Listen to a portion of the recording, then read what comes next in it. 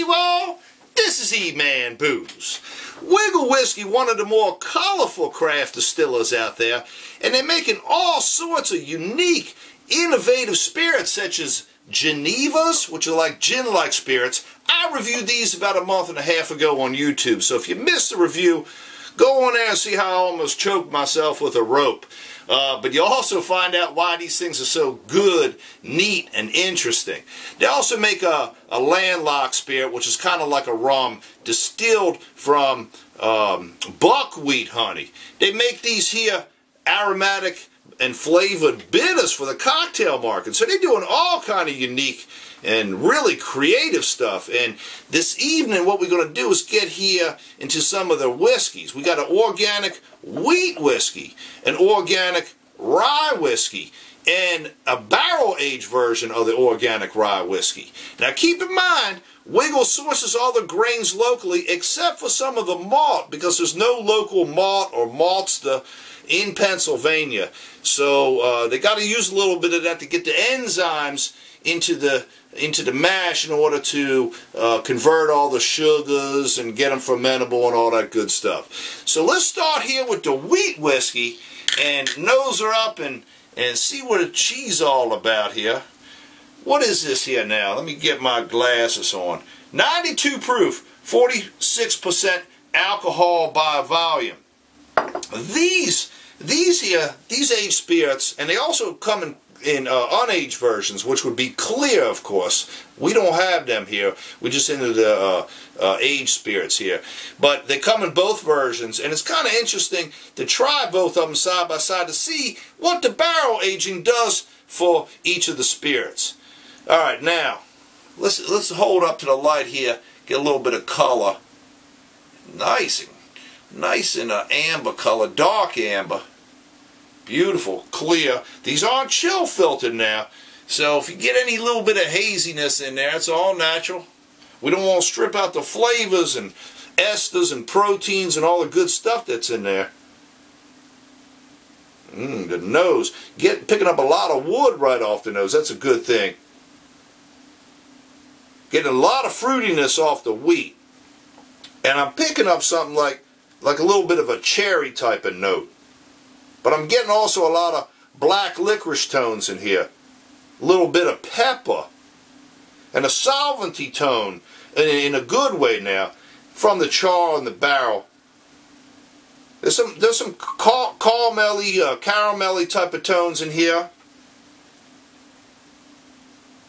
And almost something that smells a little bit like celery seed remind me of.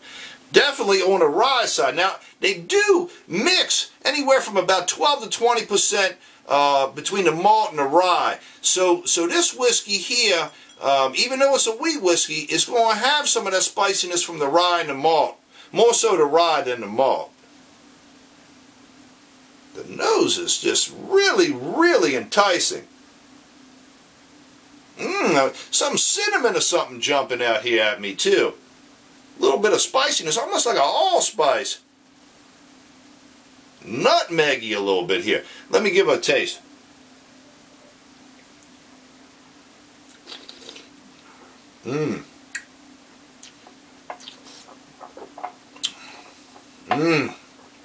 It's good. It's got some heat in there.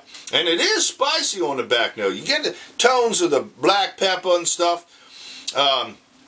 The barrel tones are real prominent here. And you're going to get that in smaller barrels with younger aged spirits. The char levels are pretty aggressive here, but very, very tasty. I love the licorice notes that the char puts into the spirit. Let's give another taste again here.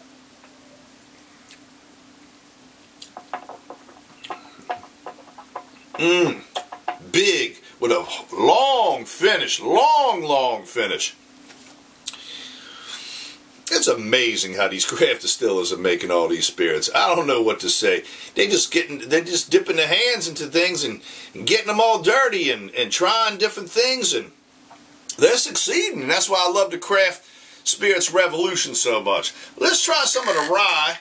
Put a little bit of it in the glass here. This is also 92 proof of 46% alcohol by volume. Give it a nose. More rye forward for sure. Doesn't come across quite as spicy though. It might need to open up in the glass. I think that's what part of the thing is here. And these things change in the glass. Best thing to do when you're sipping whiskey or tasting whiskey, put something in the glass, put the glass down for 5 minutes, go make yourself a ham sandwich or something, then come on back and then re-smell it and retry. Because these things change a lot. That's part of the magic and mystique of spirits. Yeah, it's opening up good now. This has some more honey tones in it. The rye, though, the rye is fairly well pronounced.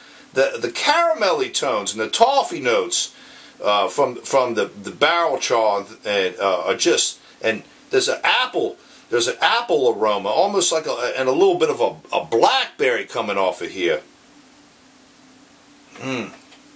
Not picking up as much pepper in this one either.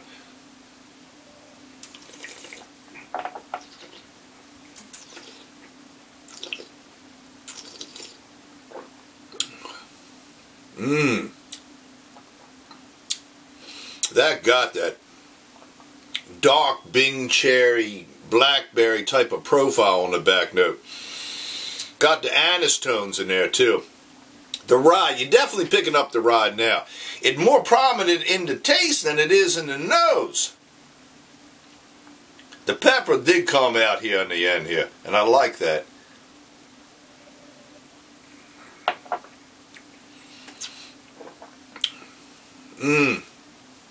Young, aggressive, assertive. That's what these spirits are. I'm loving it. Now look, you can cut these down if you always wanted to too. I always tell people that if your spirit's a little strong for you and you need to cut them down with a little bit of water, just tip in a couple of drops with a spoon, some cool or room temperature spring water. Just tip some in the glass. Play around with it a little bit. Let's get to the deep cut, and it's the big boy here. Heck no, we're going to wait. We're going to stick this over here and let it open up for a minute. I want to get a little bit more of the wheat back in here because something's piquing my curiosity between the wheat and the rye. And we got to get to the bottom of this here. I'm loving this. Ooh, this is fun. Why can't I just do this all day long instead of working in construction for the rest of the day? Probably because I'd be on the floor by 2 o'clock in the afternoon. You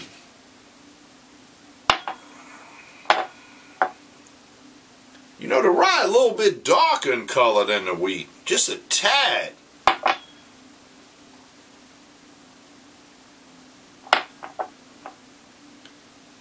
This is like solving a mystery here. It's so funny. Because the rye actually come off to me a little bit more prominently in the wheat whiskey. You get it now in the rye, but it's more forward in here. It's locked in on this one.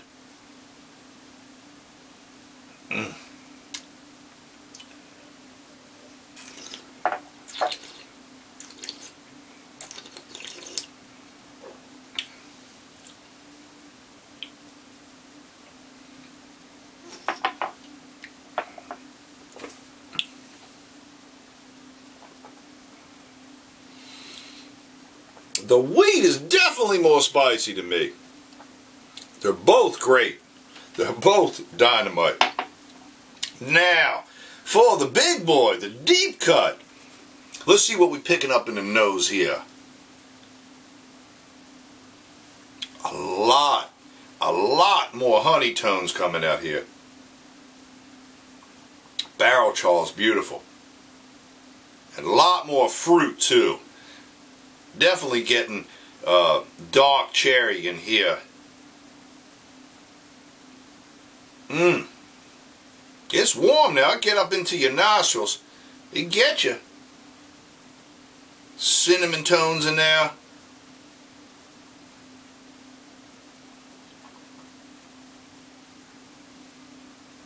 This is just ridiculous. Let's give her a whirl. Gonna be a big boy now.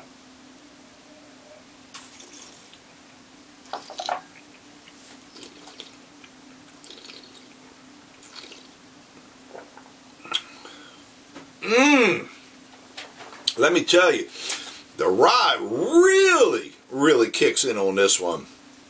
So did the barrel tone too. But let me say this.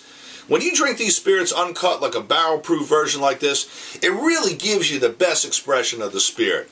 It might be hot, it might be a little tough to drink if you're not used to it, but it really just gives you the whole essence of the grain. And when you drink this, you really can understand and contemplate the potential of the grain of rye. And that's what's so remarkable about this. Of the three, I actually prefer this one. I like them all. They're all unique in their own ways. But the barrel cut, it's a bomb. Oh, the nose is so good.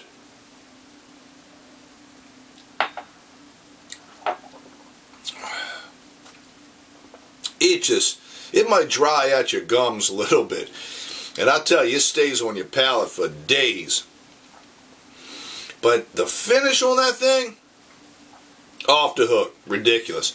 I love Wigle Whiskey. I love what they're doing. Everyone needs to check them out. They are available in Pennsylvania, and they do ship into D.C. But really, that's the only way you can get the spirits. So what you got to do, you got to get in your car, you got to drive to Pittsburgh, call them up, schedule a distillery tour, go see them, check out their website, wigglewhiskey.com, and support them because they're innovators. They're doing stuff a lot of the other craft guys ain't doing, and I know about some more stuff coming out soon that I can't even talk about yet, but some of that stuff's going to be ridiculously innovative. So I'm looking forward to more of the spirits. I love what they're doing.